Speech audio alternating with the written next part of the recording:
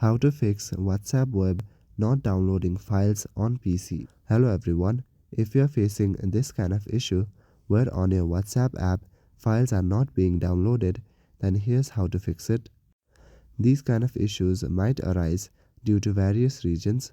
However, you can try some of these troubleshooting steps. Firstly, try to restart your device. Sometimes a quick restart can fix your issue, or you can even try to shut down your PC completely and after some time reopen it. Also, make sure that you have a good internet connection.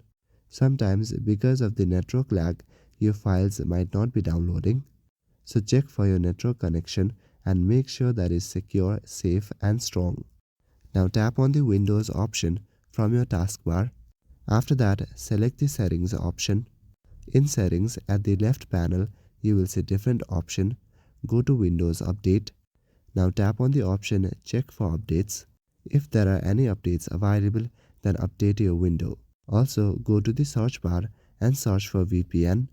Make sure that your device is not connected to any VPN. After following these steps, your problem should be fixed. So that is it for this video. I will see you in the next one. Thank you.